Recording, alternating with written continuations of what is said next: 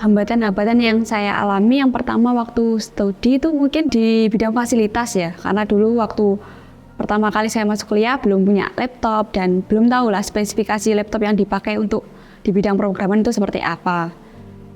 Kemudian solusinya pada saat itu ya saya pinjam ke teman atau mungkin ketika saya ada tugas saya itu main ke rumah teman seperti itu untuk mengerjakan tugas atau pemrograman. Kemudian hambatan yang kedua itu hambatan yang saya alami ketika saya bekerja itu mungkin skill atau stack yang kita pelajarin ya mungkin akan hanya terbatas apa yang kita kembangkan di tempat itu atau di project yang kita kerjakan aja gitu. Jadi tidak sesuai dengan yang ada di luar. Yang di luar itu mungkin sudah berkembang menggunakan A, B, C, sedangkan di tempat itu project itu ya kita hanya memakai satu skill atau satu bahasa pemrograman lah istilahnya. Saran saya untuk mengatasi karir tersebut ya tentunya mungkin kita bisa ngambil karir di luar atau mungkin double job atau mungkin mengambil freelance seperti itu. Kalau mengatasi hambatan-hambatan dari karir sendiri itu saya lebih banyak sharing dengan teman-teman yang mungkin saya kenal, yang mungkin dulunya kita satu tempat kerja atau mungkin kita dulu teman satu kuliah.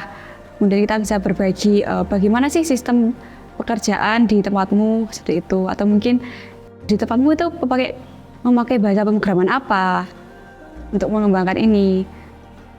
Kemudian juga lagi pengembangan apa, pengembangan website kah atau pengembangan mobile dan lain sebagainya.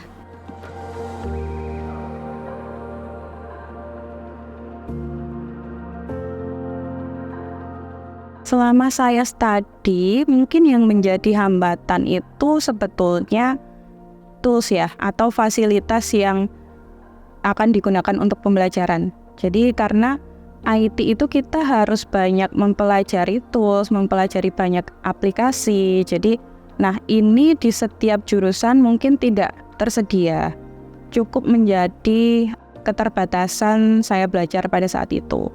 Nah, kalau untuk berkarir sendiri, saya rasa saat ini sudah sangat banyak jenis pekerjaan di bidang IT yang tidak melulu terpusat pada satu jenis gitu. Jadi untuk pekerjaan saya merasa ini masih oke, meskipun kadang saya juga menemui hal-hal misalkan wanita itu masih di underestimate untuk jenis pekerjaan ini gitu.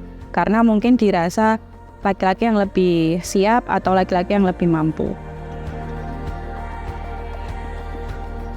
Ketika saya menemukan bahwa materi yang saya ajar itu adalah materi yang sulit, kadang-kadang juga materi yang tidak menarik, dan mungkin cenderung membosankan, tetapi saya harus mengajarkan, itu yang saya ubah harus adalah taktiknya, metodenya yang saya ubah.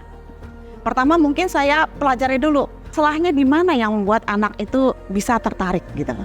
Bisa dengan metodenya, atau kadang-kadang kalau memang harus dihafal tapi hafalnya susah, saya bilang anaknya, yuk kita pakai lagu. Lagu-lagu dari mana yang biasanya familiar di anak-anak dibuat menjadi liriknya yang diganti. Atau dengan metode-metode yang misalnya dengan praktikum supaya tertarik. Atau kadang-kadang bisa juga kita bawa benda gitu, benda-benda biologi. Atau kita putarkan dari video.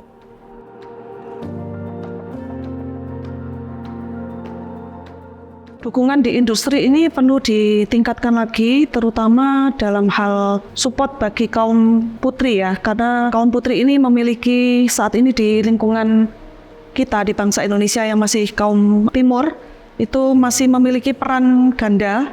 Jadi mereka bukan hanya memiliki keinginan untuk bisa mengembangkan karir di bidang STEM, tetapi mereka juga masih memiliki tuntutan sosial bahwa mereka juga harus berhasil dalam tanda kutip memiliki karir juga di bidang rumah tangga ya. Jadi mereka berperan sebagai seorang ibu. Nah, mungkin perlu dipikirkan lagi oleh industri bagaimana dan juga pemerintah untuk memikirkan hal-hal apa yang bisa mendukung karir dari kaum putri untuk bisa menekuni karir di bidang STEM. Misalnya seperti cuti yang cukup mendukung mereka pada saat mereka menjadi seorang ibu baru melahirkan, atau mungkin juga memikirkan tempat penitipan anak di sekitar lingkungan kerja sehingga bisa memberikan keleluasaan bagi seorang ibu muda yang menekuni karir di bidang STEM, atau juga memikirkan kesetaraan dari masyarakat ya, ataupun tenaga kerja yang memiliki gender pria itu juga harus terus-menerus diedukasi untuk bisa menerima kaum putri yang menekuni karir di bidang STEM. Jadi banyak yang harus dikembangkan oleh industri, juga bekerjasama dengan pemerintah untuk bisa mensupport kaum putri ini.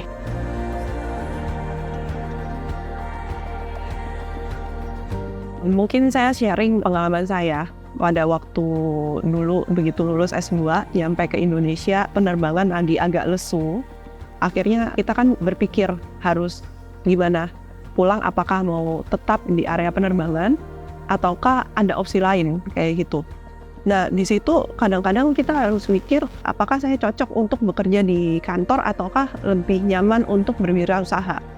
Dan di situ saya mikir sejujurnya saya nyaman sebagai wirausahawan. Cuma sebagaimana orang baru lulus wirausahawan itu jadi berpikir bagaimana nanti pendapatan, apakah ini usaha bisa jalan apa enggak, ngerjain apa, mau jual apa, barang apa, kita nggak ngerti. Apakah nanti ada obstacles apa, permasalahan apa, kita nggak ngerti. Penyelesaiannya kayak gimana, kita juga bingung. Satu hal yang penting, kadang-kadang waktu kita ngalamin hambatan, emang itu yang kita inginkan, jangan khawatir gitu loh. Memang itu satu area yang baru, satu area yang nggak familiar buat kita, tapi jangan takut. Memang wirausaha itu perlu waktu.